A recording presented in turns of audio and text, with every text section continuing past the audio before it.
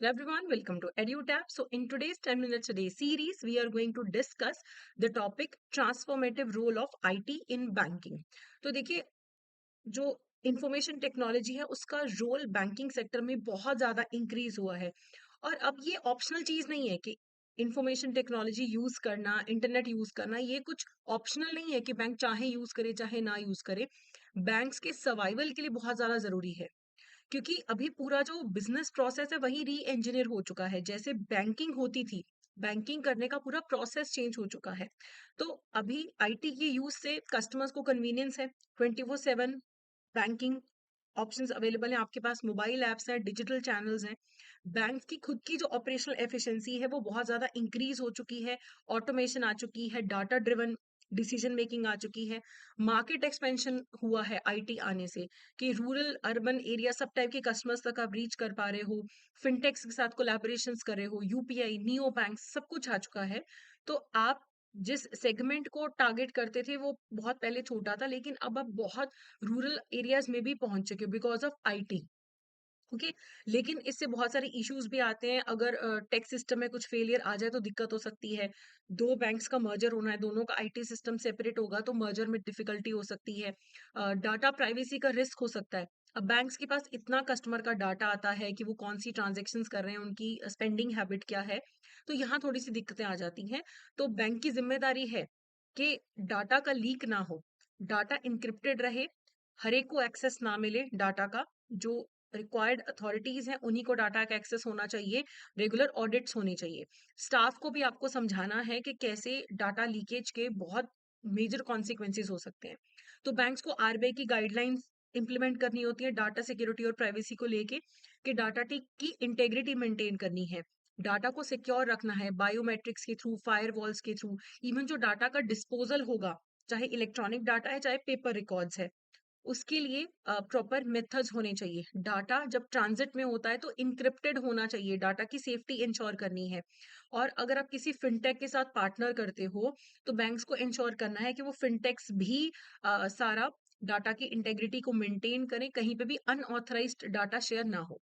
अब data privacy को लेके जस्टिस श्री कृष्णा की कमेटी बैठी थी, उन्होंने कुछ रिकमेंडेशंस दिए थे कि एक तो डाटा का जो कलेक्शन है वो मिनिमल होना चाहिए, और कस्टमर के पास ऑप्शन होना चाहिए डाटा यूजेज में ऑप्ट इन करना और ऑप्ट आउट करने का, कि मेरा डाटा यूज हो या ना हो, उसके लिए मेरे पास ऑप्शन होना चाहिए।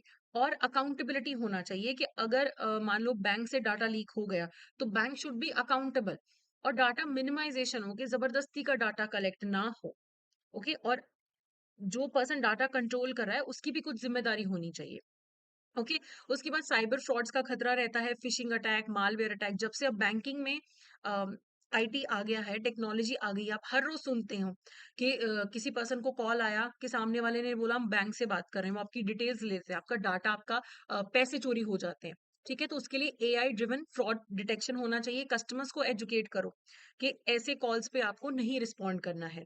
इवन इंटरनल थ्रेट्स होते हैं कि आपका आईटी स्टाफ कोई डाटा लीक कर दे, तो उसे प्रिवेंट करने के लिए एथिकल ट्रेनिंग होनी चाहिए। और एक्सेस लॉग्स को लेके थोड़ी स्ट्रिक्टनेस होनी चाहिए कि किसने डाटा कब एक्सेस किया, कब क्लॉक इन क्लॉक आउट किया, उसका सारा डाटा हमेशा रहना चाहिए, कि थोड़ा सा डर रहना चाहिए, विजिलेंट रहें। अब जो ये जस्टिस श्री कृष्णा कमेटी बैठी थी डाटा प्रोटेक्शन को लेके, और भी इंडिया में बहुत डिमांड थी कि डाटा प्रोटेक्शन को लेके कोई एक्ट आना चाहिए, तो digital personal data protection act 2023 है, जिसने ये बोला कि डाटा कलेक्ट हो सकता है सिर्फ कस्टमर के इन्फॉर्म्ड और क्लियर कंसेंट के साथ। और डाटा पोर्टेबिलिटी का भी ऑप्शन है, इंडिविजुअल चाहे तो अपना डाटा ट्रांसफर करवा सकता है एक सर्विस प्रोवाइडर से दूसरे सर्विस प्रोवाइडर को। फिर डाटा लोकलाइजेशन पे पहले ज्यादा जोर था कि सारा डाटा इंडिया में ही सेव होना चाहिए, लेकिन उसमें थोड़ा सा रिलैक्सेशन हुआ है कि क्रॉस बॉर्डर डाटा भी ट्रांसफर हो सकता है अगर ट्रस्टेड एरिया में ट्रांसफर हो रहा है। उसके बाद जो डाटा फिड्यूशरीज हैं, जो डाटा कंट्रोल करते हैं, जिनके पास बहुत सारा डाटा का एक्सेस है, जैसे कि बैंक्स हैं, इंस्टाग्राम, फेसबुक, इन सब से कितना डाटा है इनके पास, तो वहां पे इन एंटिटीज में डाटा प्रोटेक्शन ऑफिसर होना चाहिए, जो इस चीज को ओवरव्यू देखेगा कि कोई भी डाटा ब्रीच ना हो। उसके बाद अगर जो एंटिटीज हैं, अगर वो डाटा के एक्ट को लेके जो कंप्लायंसेस हैं उन्हें पूरा नहीं करती है तो 250 करोड़ तक की पेनल्टीज लग सकती हैं। इंडिविजुअल अब रिक्वेस्ट कर सकता है कि मेरे डाटा को करेक्ट या डिलीट किया जाए, और उसके पास एक ग्रीवेंस रिड्रेसल मैकेनिज्म भी अवेलेबल है कि वो डाटा फिड्यूशरीज के पास कंप्लेंट फाइल कर सकते हैं, डाटा प्रोटेक्शन बोर्ड के पास कंप्लेंट फाइल कर सकते हैं, और कंपनीज को इंश्योर करना है कि डाटा की सिक्योरिटी मेंटेन्ड रहे, टेक्निकल और ऑर्गेनाइजेशनल मेजर्स ले डाटा को प्रोटेक्ट करने के लिए। और जो चिल्ड्रन का डाटा है, जो 18 साल से कम की एज के हैं, उनके लिए जो कंसेंट रिक्वायरमेंट्स है डाटा यूसेज की, वो और भी ज्यादा स्ट्रिक्ट है। अब ये सारे रूल्स एंड रेगुलेशन से कुछ गवर्नमेंट एजेंसीज को ऑब्वियसली एग्जम्पशन मिला है नेशनल सिक्योरिटी के लिए, या फिर लॉ एनफोर्समेंट पर्पसेस के लिए थोड़ा सा उनको एग्जम्पशंस मिले हैं। ठीक है, तो अभी ethics of information security in banking की बात करें तो देखो, जो आईटी की टीम्स हैं वो काफी सेंसिटिव डाटा की कस्टडी उनके पास रहती है, और सारे एम्प्लॉयज जो हैं उनको भी सारे साइबर सिक्योरिटी प्रोटोकॉल्स को ध्यान में रखना है ताकि कोई ब्रीच ना हो। और उनके अंदर एथिकल प्रैक्टिसेस होना बहुत ज्यादा जरूरी है। जो बैंक का स्टाफ है तो उनकी ट्रेनिंग और अवेयरनेस होना चाहिए, रेगुलर वर्कशॉप्स हो जिनसे उनको समझ आए कि साइबर थ्रेट कौन कौन से टाइप के हैं, कैसे अटैक्स होते हैं, कैसे पैटर्न्स को रिकॉग्नाइज करना है, और डाटा प्रोटेक्शन को लेके जो आरबीआई की गाइडलाइंस है उनको इम्प्लीमेंट करना है। और ये सारे कंट्रोल्स बहुत स्ट्रिक्टली इम्प्लीमेंट करने हैं। बायोमेट्रिक्स, रोल बेस्ड परमिशंस होनी चाहिए, हर एक को सारा डाटा का एक्सेस नहीं होना चाहिए। ओके, क्योंकि अगर कंटिन्यूअसली लैप्सेस होंगे इस चीज के अंदर तो कस्टमर का ट्रस्ट चला जाएगा और काफी लीगल रिस्क भी रहेंगे।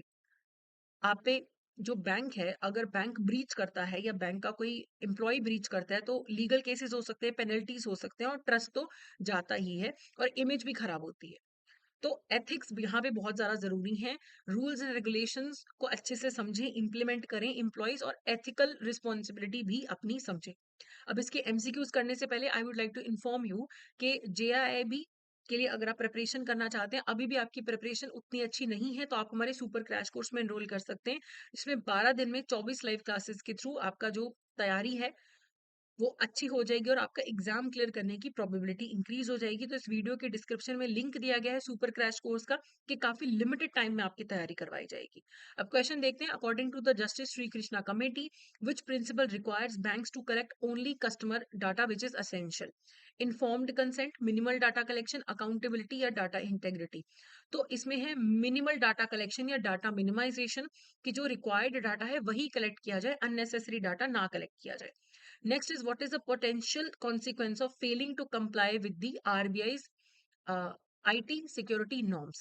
Increased customer trust, expansion into new markets, legal fines and penalties. देखो, अगर आप आरबीआई के आईटी सिक्योरिटी नॉर्म्स नहीं मानते, फाइन्स और पेनल्टीज लगेंगे, कोई कस्टमर ट्रस्ट या मार्केट थोड़ा ना बढ़ेगा। तो सी जो है यहाँ पे करेक्ट आंसर है। तो ये था हमारा आज का session. That's it for today. Thank you so much.